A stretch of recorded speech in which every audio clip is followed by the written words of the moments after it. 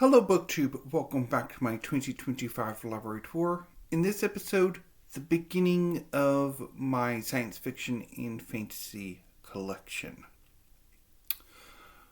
The Coming of the HorseClans by Robert Adams. I don't know why I have it in my collection. I think I probably picked it up from Sell Nook at the Friends of the Library book sale at the West Waco Library and Genealogy Center in Waco.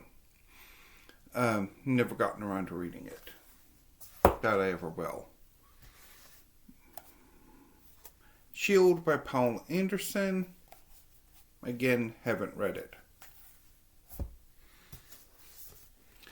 Half a King by Joe Abercrombie. This is the first book in a young adult grimdark fantasy series from one of the masters of grimdark fantasy.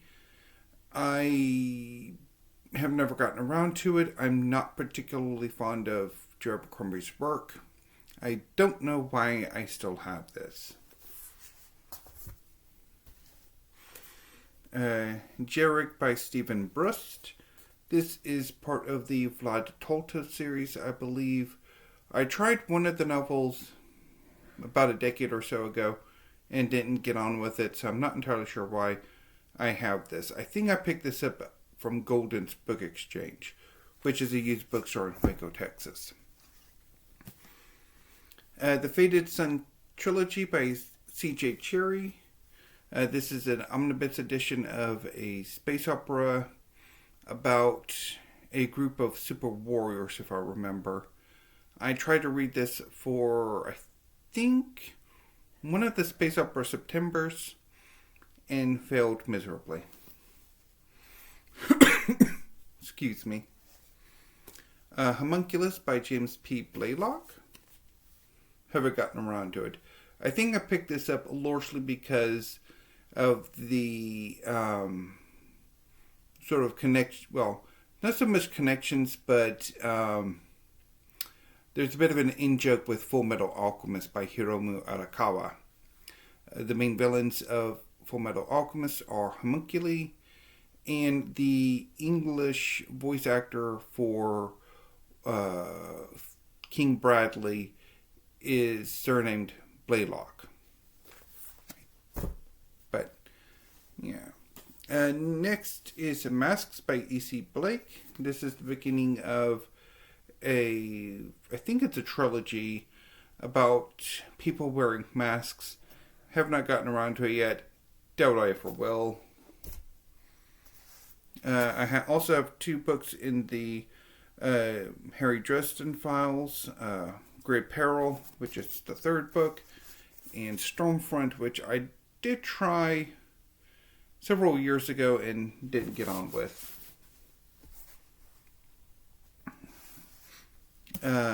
The War of the Flowers by Ted Williams.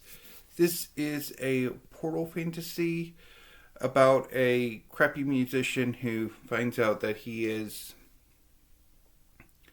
part fairy. And so he goes into the fairy world and actually manages to make something of himself, apparently.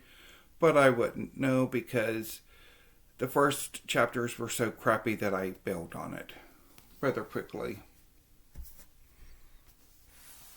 I also have a Shadow March, which is the first volume in a series by him as well. Have not gotten around to that one yet.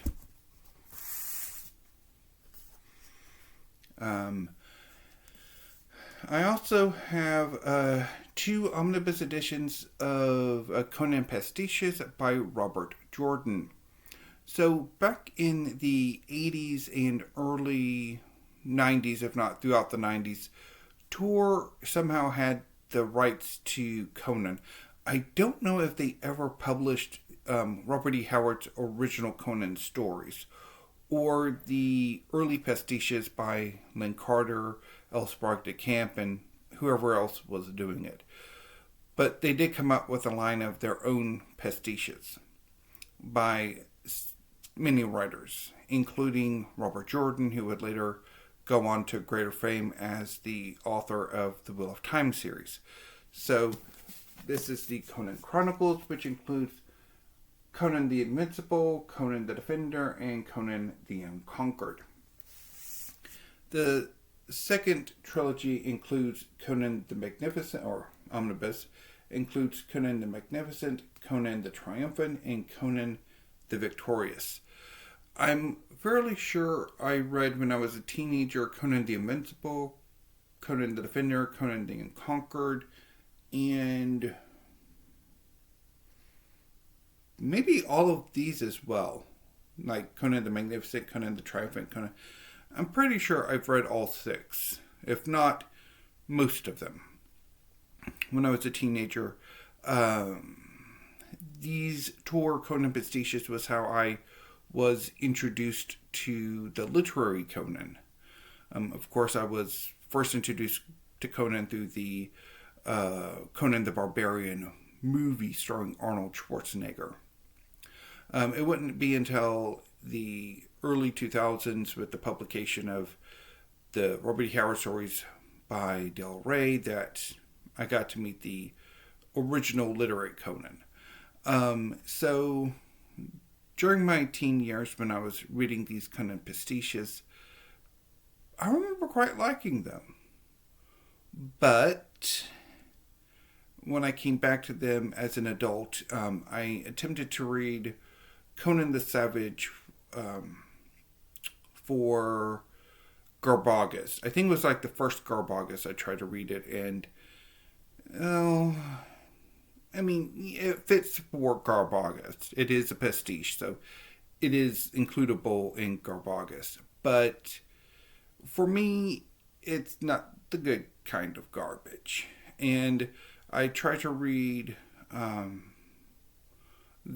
one of these, I think it was Conan the Invincible, for this past Sumerian September, which the theme for this past Sumerian September, which is a booktube for anyone you read Conan, or I guess this year just be Robert E. Howard, in the month of September, which is created by Michael K. Vaughan.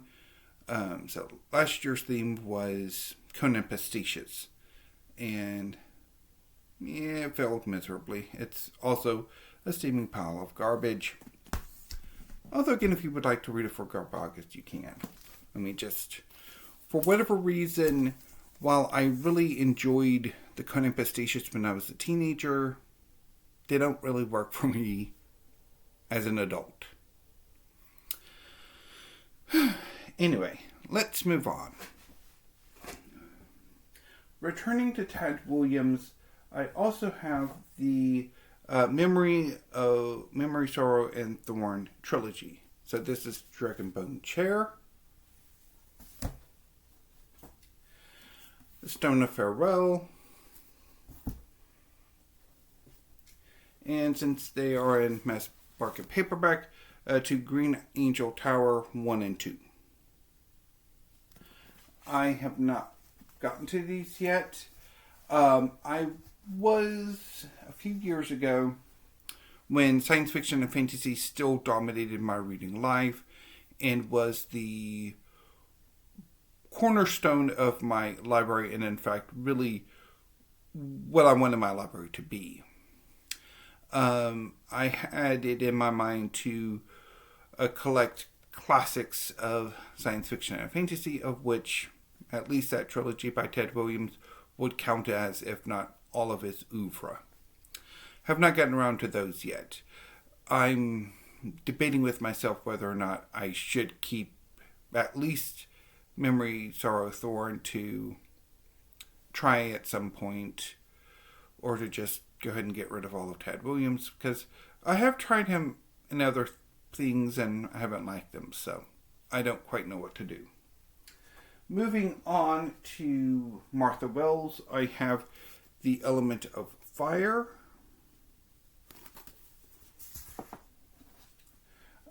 City of Bones, and The Death of the Necromancer. I have not got to any of these. Of course, Martha Wells is now most famous for her Murderbot series.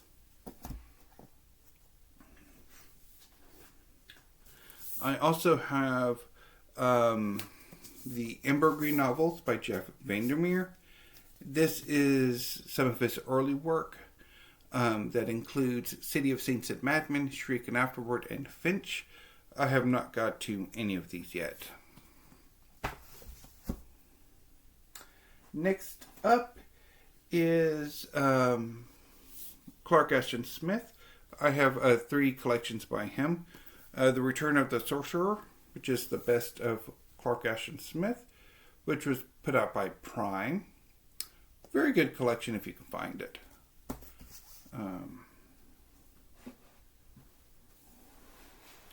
Let's do some quick adjusting so things don't... Oh, it's not going to work. This is basically why I want to get rid of these shelving units. Lost Worlds, which is an old collection, but pretty good as well. And The Dark Eidolon and Other Fantasies, which is a Penguin classic. I'm rather surprised that Clark Ashton Smith got a Penguin classic before Robert E. Howard did, but I have one. Also quite good. Moving back to science fiction, this is Sundiver by David Brin. Have not gotten around to it yet. The next 2 are Portal Fantasies by Joy Chant, Red Moon and Black Mountain, which is about a group of children, I think they're all related, who get transported into a fantasy world, and they're separated, and one of them ends up somehow spending more time in this world than the others, because he joins a sort of a nomadic tribal people or horse-based culture, and 2 others, I think, end up being apprenticed to a wizard, and there might be a 4th one. I don't remember. It's been a very long time since I read it, and I didn't really like it all that much. So I never did get around to The Gray Mane of Morning.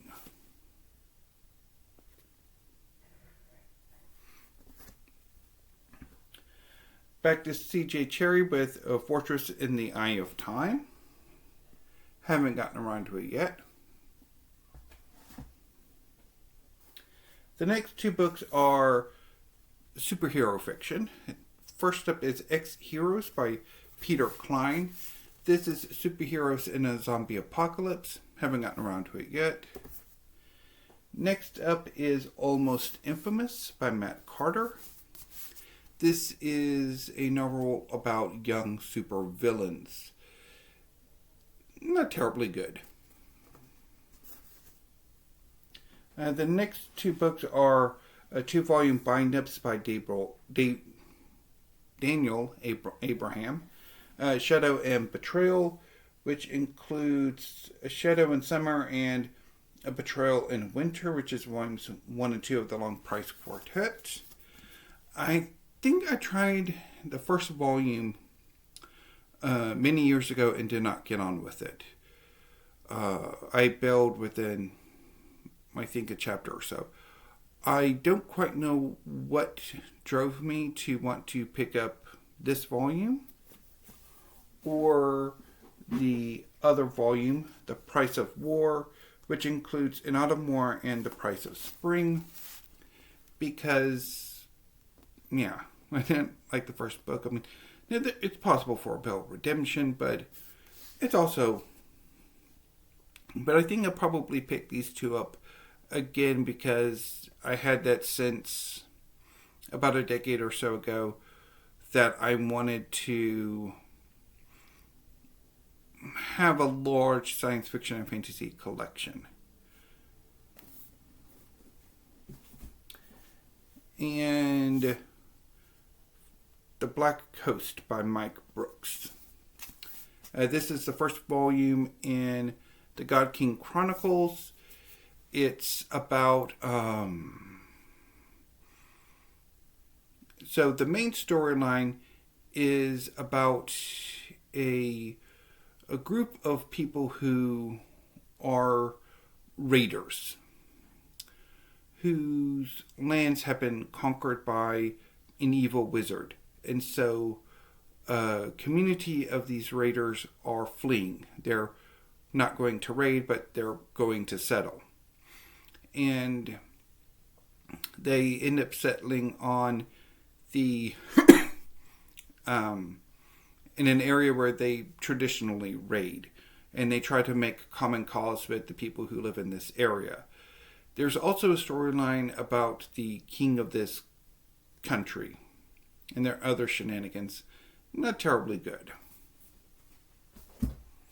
Okay. I think we're going to try to do science fiction and fantasy all in 1 week. So I'm going to go and do a second shelf because I have time. So the next... Excuse me. So the next 3 books are by Ricardo Pinto, his Stone Dance of the Chameleon series. The Standing Dead, which is the 2nd volume. The Third God, which is the final volume. And the first volume, which I have tried, is The Chosen. So the Stone Dance of the Chameleon series is a fantasy, although there is no magic. It's about a very brutal culture in which the nobility can do whatever the hell they like to those lower on the social scale than they are. And it's about a young nobleman who gets involved with a prince whose place in the succession is, I think, questionable, or is contested by a sibling or something. And things go from there. I didn't particularly care for it, if I'm honest. But I did end up, for some reason, collecting the whole trilogy. I guess for a reread attempt and then something. I don't know. I just have it. I probably won't have it for much longer. So next is the Gormenghast trilogy with Titus Groan, Gormenghast, and Titus Alone. I have not got to any of these yet. So the next 3 books are by David Eddings.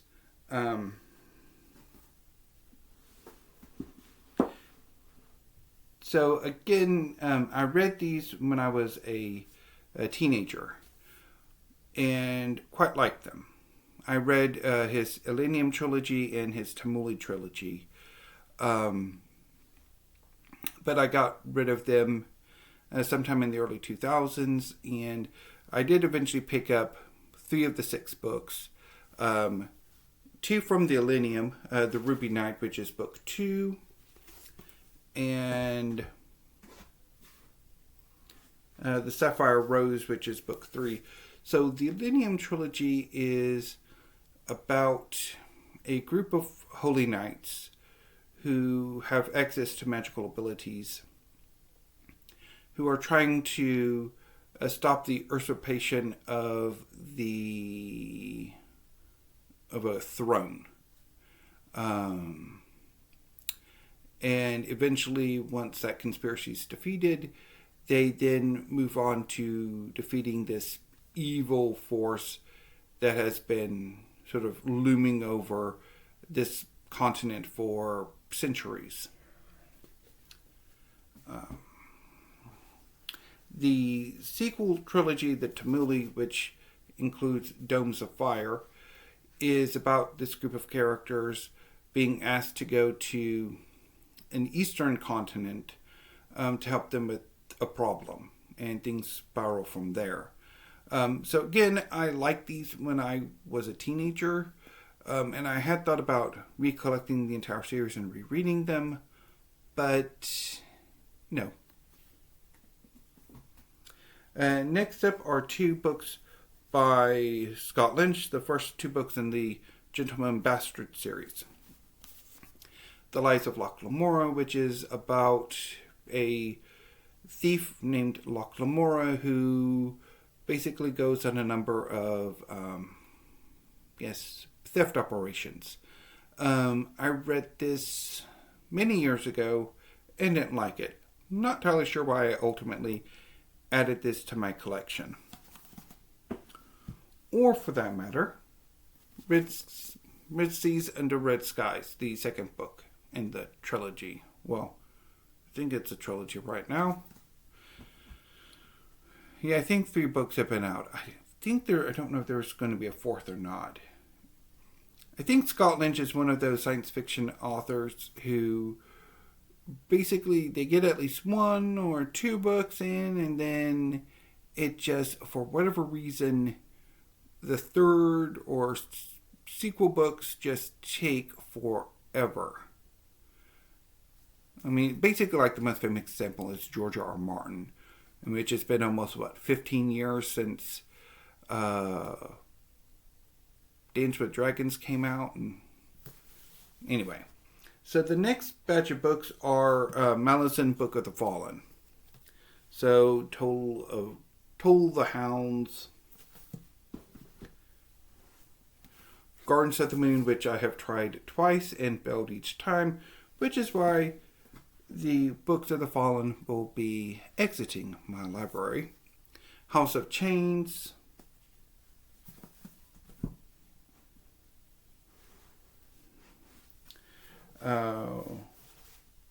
Reaper's Gale,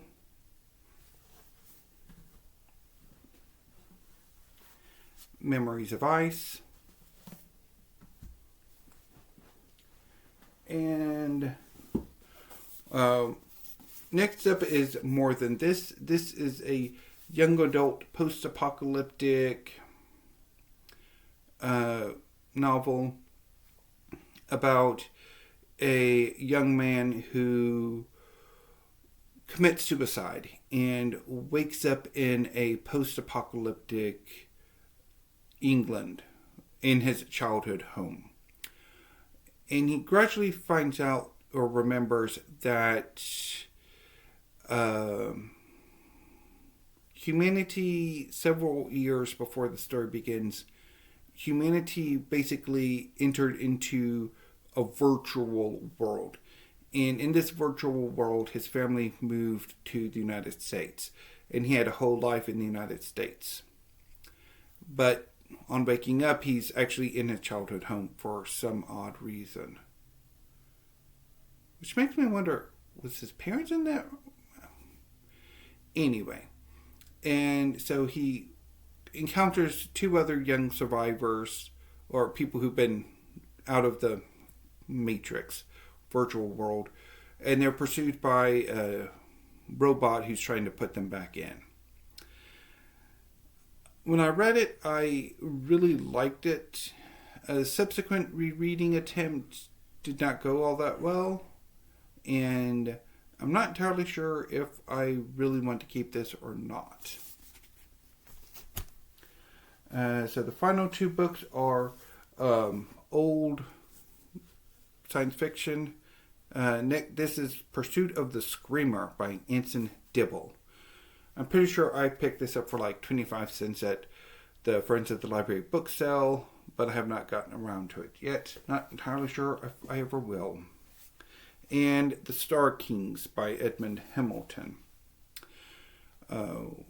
This is, I think, some kind of science fiction about a guy who eventually his mind gets transported into the future or something.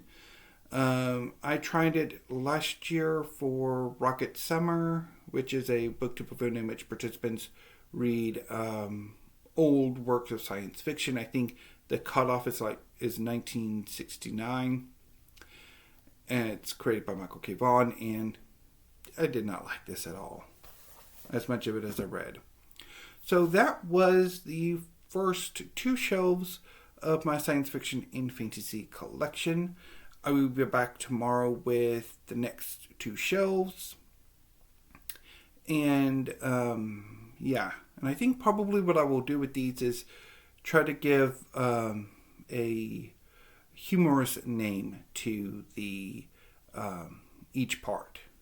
So, in BookTube, until I see you tomorrow with the next installment of my 2025 library tour, thank you, have a great morning, and stay safe.